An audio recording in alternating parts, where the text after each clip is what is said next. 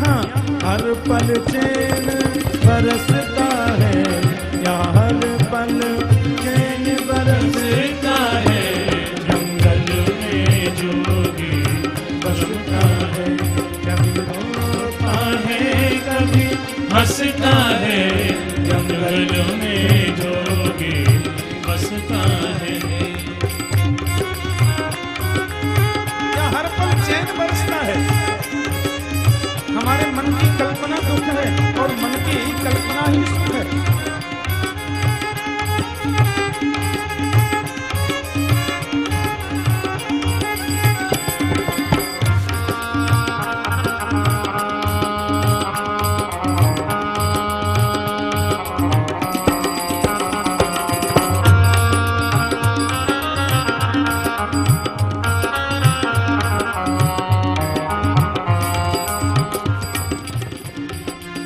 फिक्र सबको खा गई कि फिक्र सबको खा गई, और फिक्र सबका पीर। फिक्र की फाकी करे उसका नाम फकीर। कभी रहता नंगन नंगा है, नैनों से बहती गंगा है। रहता नंगम नंगा है, नैनों से बहती गंगा है।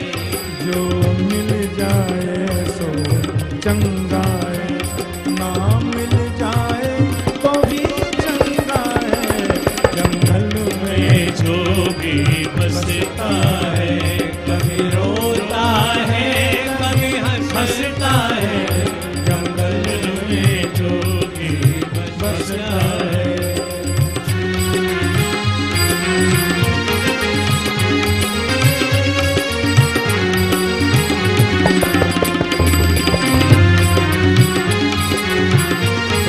और ताली सेवा करो राघव के दरबार में जाओ।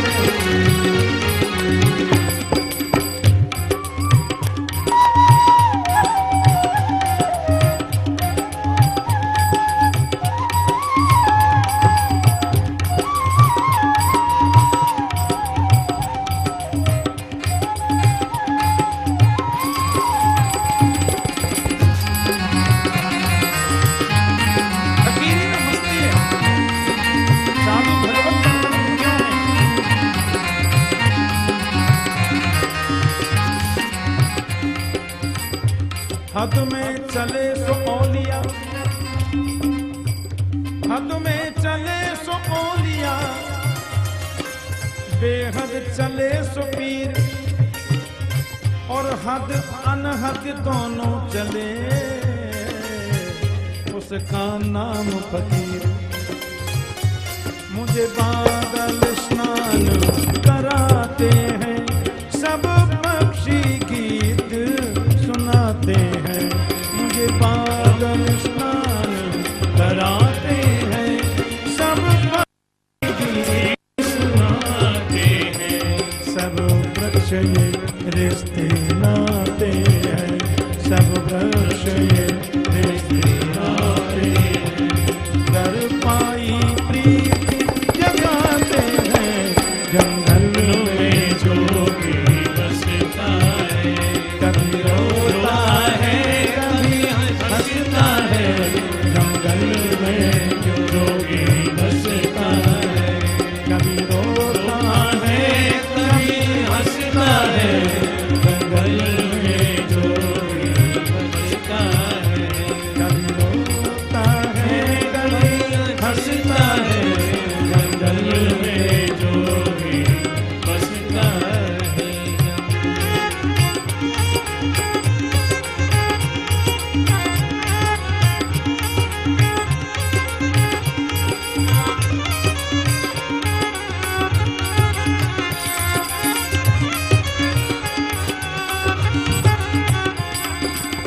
मुद मंगलमय संत समाजो, जो जग जंगन तीरथ राजो। मुद मंगलमय संत समाज, जो जग जंगम तीरथ राजो।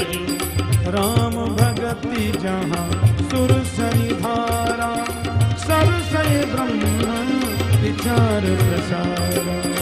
राम भगत की जहाँ सुरसरी धारा, सरस है ब्रह्म विचार प्रचारा। धन में जोग बसता है, कभी रोता है, कभी हंसता है। जंगल में जोगी बसता है, कभी रोता है, कभी हंसता है। जंगल में जोगी बसता है। गोस्वामी जी संतों की वंदना करते हुए कहते हैं, मुद मंगल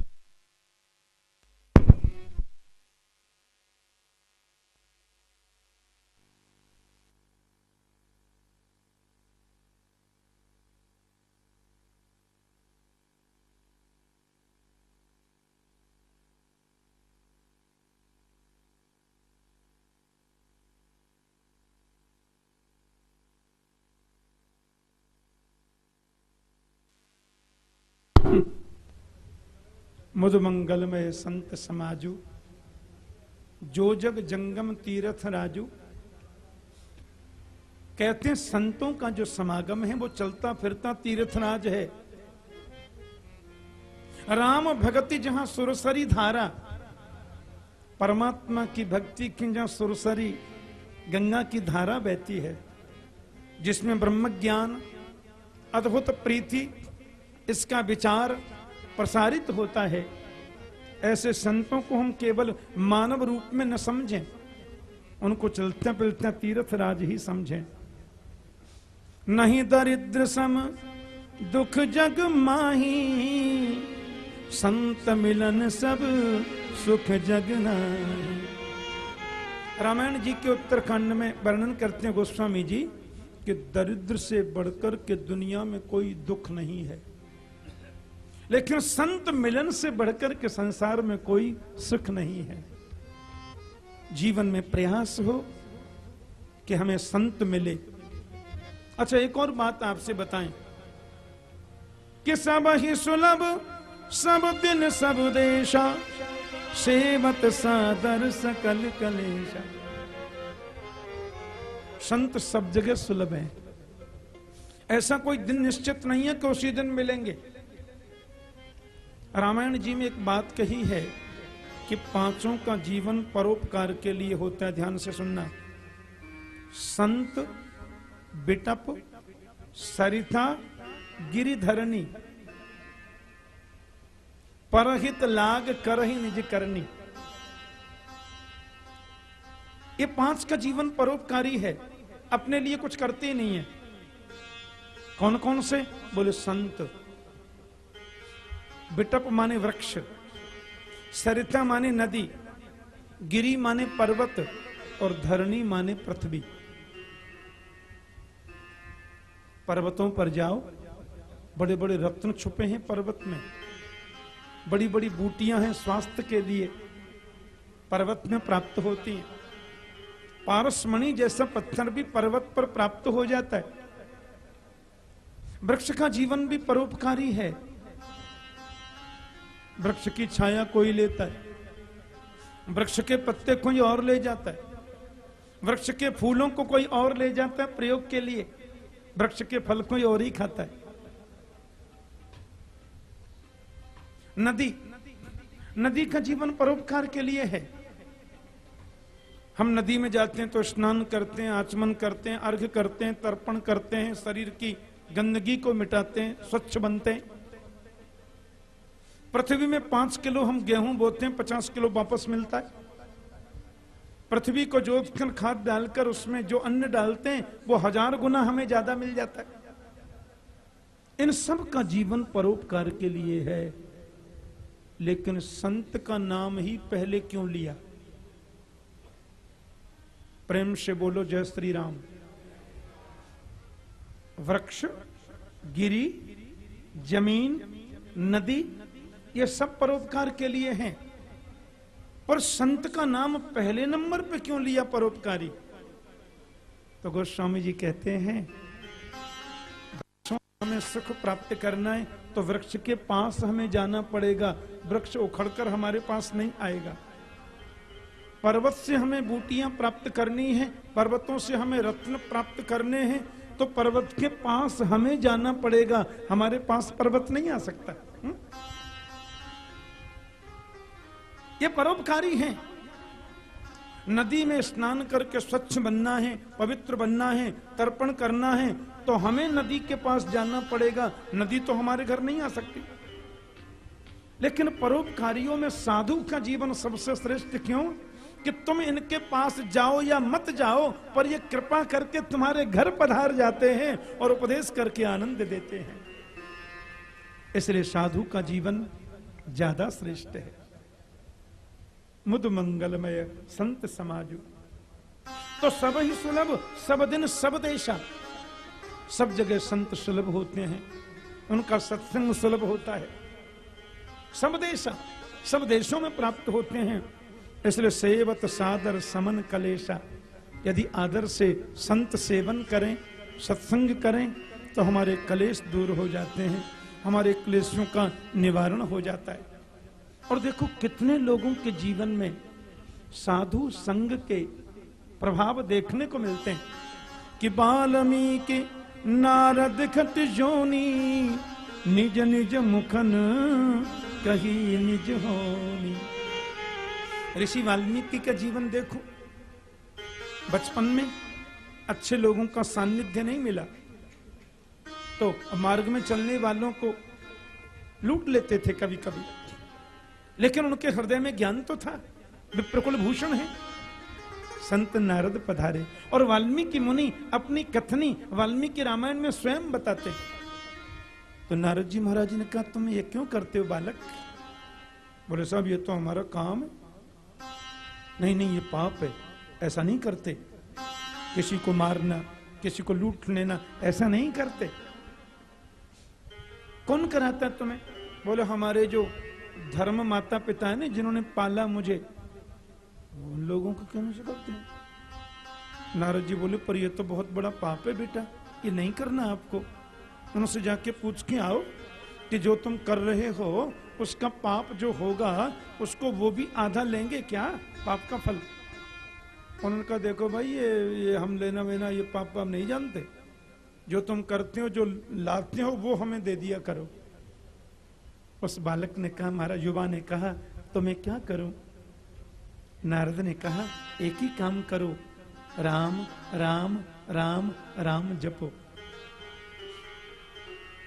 बोले साहब ये राम राम तो कुछ कठिन सा लगता है, बुम मारा बुम मारा बुम मारा तो अपन कर लेते हैं, तो तुम मरा मरा बोल सकते हो, इसमें कोई प्रॉब्लम नहीं है, चलो मरा मरा ही बोलो। 4 बार मरा मरा बोलोगे तो 2 बार ऑटोमेटिक राम राम हो जाएगा। उल्टा नाम जपत जग जाना, वाल्मीकि भय ब्रह्म समाना। तो संत नारद के सान्निध्य से, नारद की संगति मिल गई, ऋषि वाल्मीकि के हृदय में ज्ञान तो था ही। और ध्यान से सुनना, ज्ञान कहीं से लाया नहीं जाता, ज्ञान कहीं से उधार नहीं लेते, वो तो हमारे हृदय में होता ही है। बस संतों के संग से, सत्संग से उसके ऊपर जो मैल चढ़ गया है, धूल चढ़ गई है, बस वो धूल हट जाती है, ज्ञान अंदर से ही प्रकट होता है। क्योंकि शास्त्रों में लिखा है, ज्ञान जब भी हुआ, जिसको भी हुआ, अंदर से ही हुआ, बाहर से लाना नहीं पड़ता है। तो वाल्मीकि नारद घट योनि, स्वयं नारद जी महाराज, भागवत में आप लोग कई बार कथा श्रवण कर चुके हैं। नारद जी दासी के पुत्र थे, लेकिन संतों का संग देखो, संतों की सन्निधि का प्रभाव देखो। वही दासी पुत्र बच्चा रामदास देवर्षि नारद बन गया। और देवों के द्वारा प्रदत्त जो वीणा है, कि देवदत्त इमां वीणाम स्वर ब्रह्म विभूषिताम मूर्छयित्वा हरि कथाम गायमानश्च राम्यः। उस वीणा पर परमात्मा के नाम का गान करते हैं। और घट योनि अगस्त्य मुनि, निज निज मुखन कही निज हो, सबने अपने अपने मुख से अपनी स्थिति बताई है।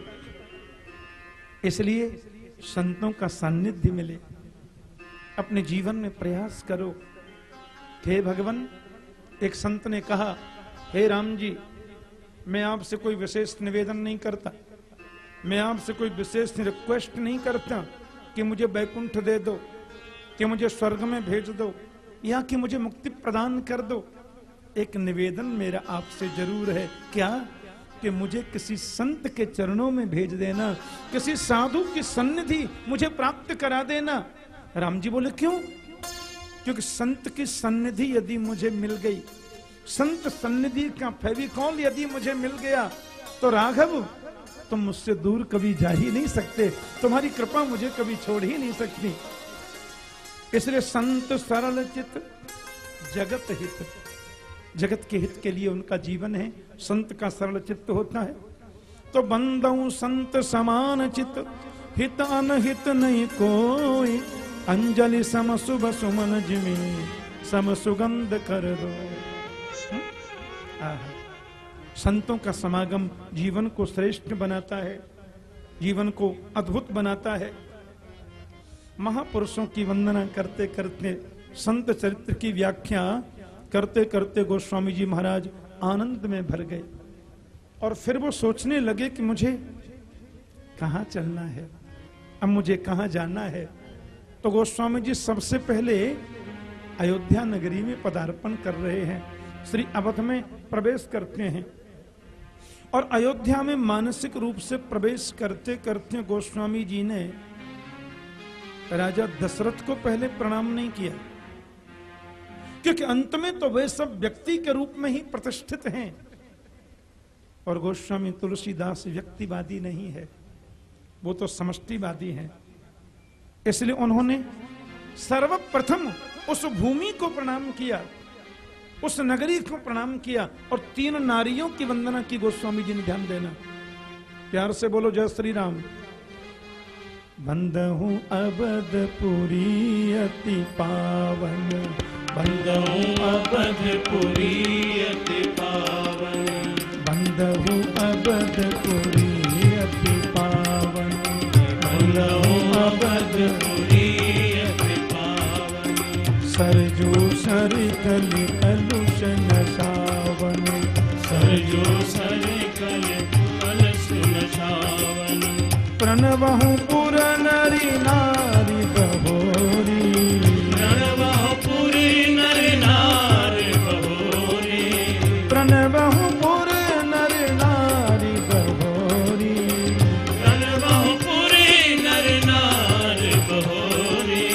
ममता तिन पर प्रभु ही न थोरी, ममता जिन पर प्रभु ही न थोरी, ममता जिन पर प्रभु ही न थोरी, ममता जिन पर प्रभु ही न थोरी। बंदहूं कौशल्या दिसि प्राची, बंदहूं कौशल्या दिसि प्राची, हाँ बंदहूं कौशल्या दिसि प्राची, बंदहूं कौशल्या दिसि प्राची। तीरथ जासु सकल जगमाची, तीरथ जासि सकल जग माची, प्रगटऊ जहाँ रघुपति सस चारो, प्रगटऊ जहाँ रघुपति सस चारो। विश्व सुख देखन कमल सुपारो, विश्व सुख देखन कमल तुषारो। बंदहूं कौशल्या दिसि प्राची, बंदहूं कौशल्या दिसि प्राची, बंदहूं कौशल्या दिसि प्राची, बंदहूं कौशल्या दिसि प्राची। अवधपुरी की वंदना माता है, सरयू जी की वंदना माता है, कौशल्या की वंदना माता है। मातृदेवो भव। अवधपुरी को प्रणाम करता हूं। अवध का तात्पर्य होता है जहां किसी का वध नहीं होता, मन से, वचन से, कर्म से, बिना किसी कारण जहां किसी को तकलीफ नहीं दी जाती, उसको अवध कहते हैं। और पावन है अवधपुरी। जहां सरजू बहती है, मां सरजू को प्रणाम।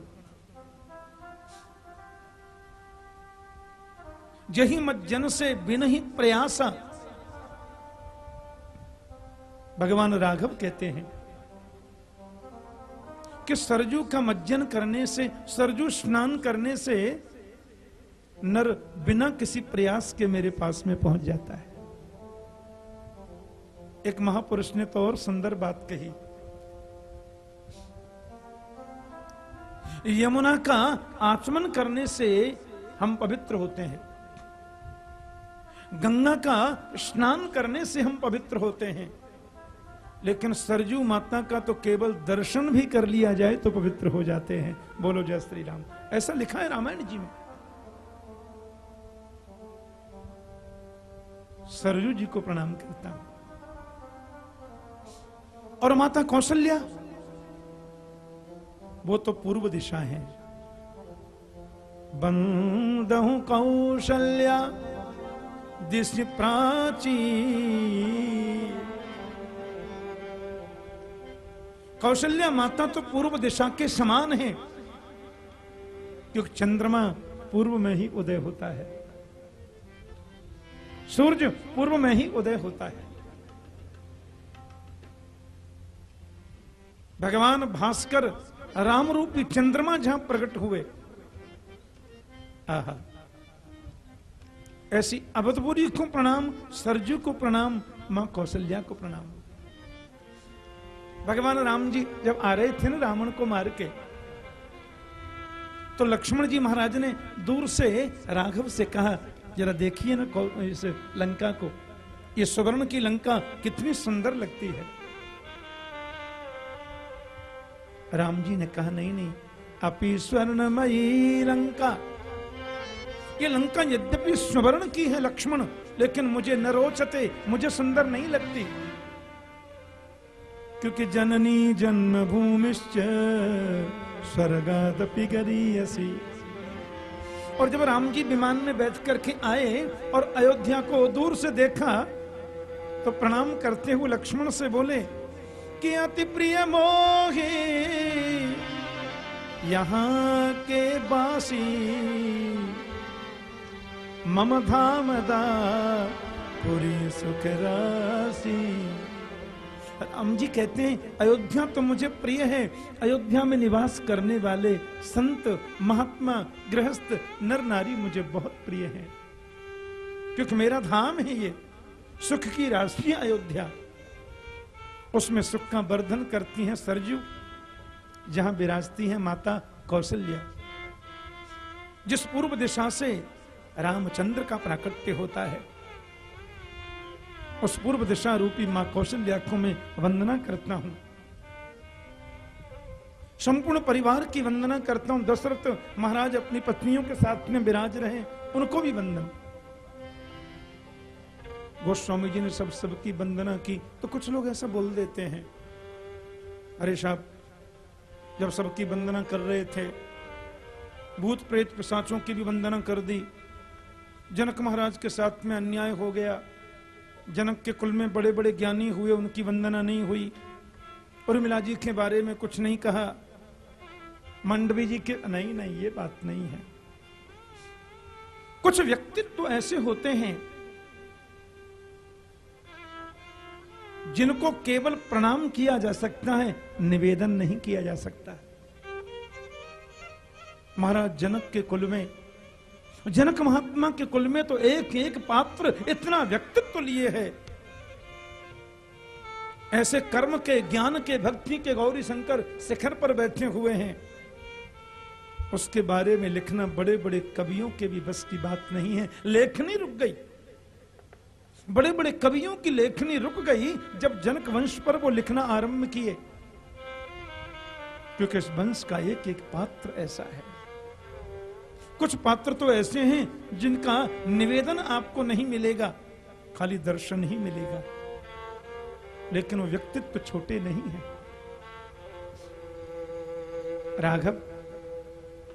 राघव का जब राज्याभिषेक हो गया,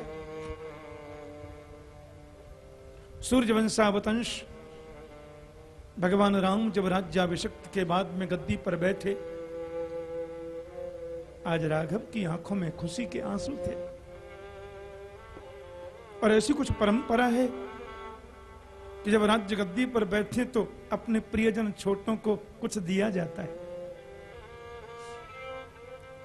राम ने माता कौशल्या से कहा, मां, मैं 14 वर्ष के बाद में अवध में आया, अपने भाई और छोटे परिजनों से सबसे मिला। आज मेरा मन करता है मैं कुछ दे दूं, लेकिन मैं कुछ दूं और उनके काम ना आवे तो क्या मतलब माता।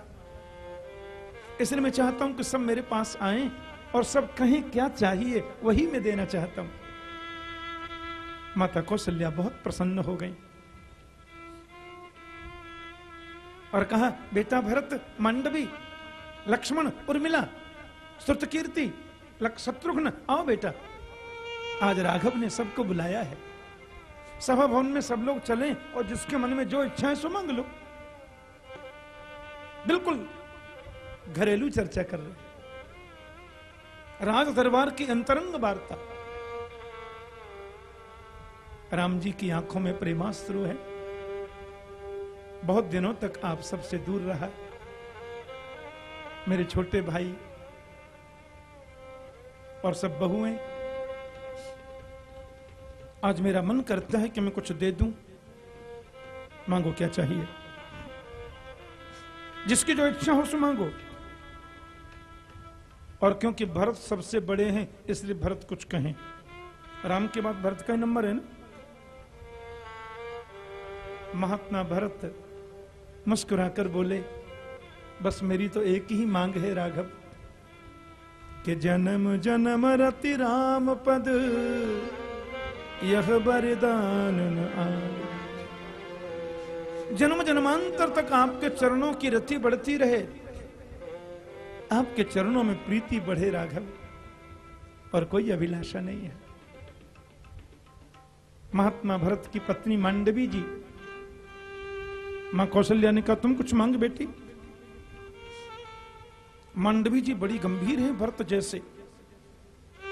हाथ जोड़कर संकोच त्याग कर राघव से बोली, प्रभु आप 14 वर्ष के लिए वन में गए, अयोध्या में बड़ी अघटन घटना घटी, बड़ी बड़ी घटनाएं घटी जो मनुष्य के सहन करने की सामर्थ्य से परे थी, पर आपकी कृपा से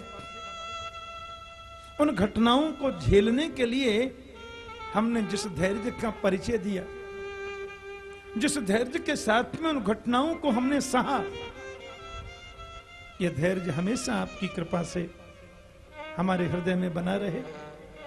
जीवन की परिस्थिति में हम विचलित न हो, हम फिसले नहीं, यह आशीर्वाद आपका प्राप्त हो। लक्ष्मण तुम भी कहो। लक्ष्मण बोले, मैं क्या मांगूं? मेरा तो एक ही वरदान है, अपने चरण कमलों से मुझे कभी दूर मत करना, अपने चरण कमलों में ही मुझे रखना और सेवा का अवसर मिलता रहे। लक्ष्मण की भार्या उर्मिला जी से कहा, तुम भी कहो बेटी, क्या चाहिए? उर्मिला बोली, चाहिए क्या? मैं रघुवंश की, रघुकुल की बहू बनकर आ गई, इससे बड़ा और वरदान क्या होगा जो मैं मांगूं? मेरी कोई अभिलाषा नहीं है। आहा। शत्रुघ्न जी से पूछा, तुम भी कुछ कहो छोटे। शत्रुघ्न जी बोले, बस एक वर दे दो प्रभु, मैं अपने भरत भैया की हमेशा सेवा करता रहूं, भैया भरत के चरणों को छोड़ करके मुझे कभी कहीं जाना न पड़े। इसके अलावा कोई आकांक्षा अभिलाषा मन में जगह ही नहीं, ऐसा आशीर्वाद दे दो।